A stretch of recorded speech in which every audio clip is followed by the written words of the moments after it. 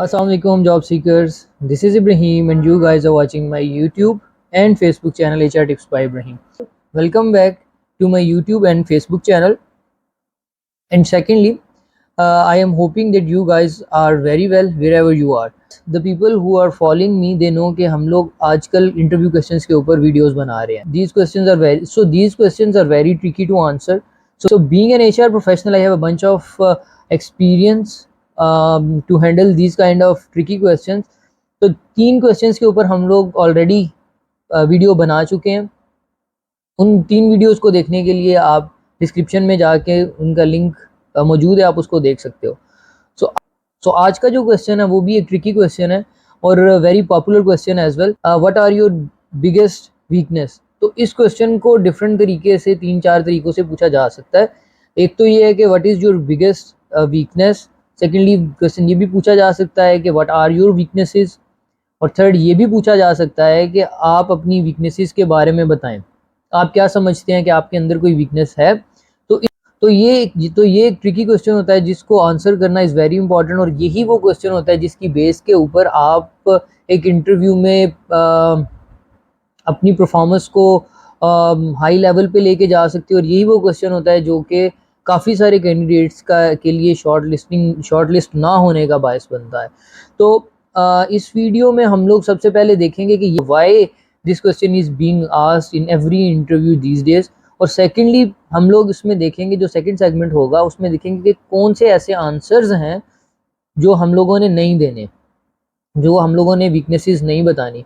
और थर्ड जो चीज़ होगी, I will let you know around 7, 8 और 10 वीकनेसेस जो कि I research and I came to know कि दीज आर द वीकनेसेस जो कि हम लोग बता सकते हैं कि ये हमारे अंदर वीकनेसेस है. और जो कि इनफैक्ट टेलिंग द वीकनेसेस वो एक पॉजिटिव इम्पैक्ट क्रिएट करेंगे. तो विदाउट वेस्टिंग एनी टाइम हम लोग बढ़ते हैं फर्स्ट सेगमेंट की तरफ जो कि है why this question is being asked. ये क्वेश्चन पूछा क्यों जाता है. ये क्वेश्चन आजकल देखें तो जब भी जॉब ओपन होती है तो हंड्रेड्स ऑफ सीवीज आ देखो कि फर्स्ट तो होता है कि फेज होता है कि इनिशियल लेवल के ऊपर आपकी सीवी शॉर्टलिस्ट होती है. देन आपको टेलीफोनिक असेसमेंट की जाती है. देन आपको फेस टू फेस इंटरव्यू के लिए बुलाया जाता है. उसमें ये क्वेश्चन पूछा जाता है. तो उन सब फेजेस का एक ही मकसद होता है कि शॉर्ट लिस्टिंग. आप बेस्ट कैंडिडेट जो होता है उसको ऊपर लेके आ रहे होते हो. तो ये क्वेश्चन भी इसीलिए पूछा जा रहा होता है ये हमारी ऑर्गेनाइजेशन के लिए फिट पर्सन नहीं हो सकता, तो इसलिए ये क्वेश्चन पूछा जाता है. तो जो असेसमेंट की जा रही होती है इस क्वेश्चन के थ्रू, वो 3 तरह की उसमें असेसमेंट हो रही होती है. नंबर 1 कि आप कितने ऑनेस्ट हो अपने बारे में. हम ये तो नहीं कह रहे कि आई एम परफेक्ट, मेरे अंदर कोई वीकनेस नहीं है. तो हो सकता है कि आपके अंदर 3 से 4 वीकनेसेस ऐसी हों जो कि एट द मोमेंट आपके बैठते साथ ही एक जो इंटरव्यूअर है वो उस चीज़ को असेस कर ले. जो सेकंड चीज़ है वो ये कि आप सेल्फ अवेयर कितने हो, आपके अंदर सेल्फ अवेयरनेस कितनी है. आपको पता है कि मेरे अंदर वो वीकनेसेस है भी है कि नहीं. इट माइट बी पॉसिबल कि आपको लग रहा हो कि आप परफेक्ट हो, आपके अंदर कोई वीकनेस नहीं है, लेकिन क्या है कि वो लैक ऑफ सेल्फ अवेयरनेस है, क्योंकि कोई पर्सन भी जो होता है वो परफेक्ट नहीं होता.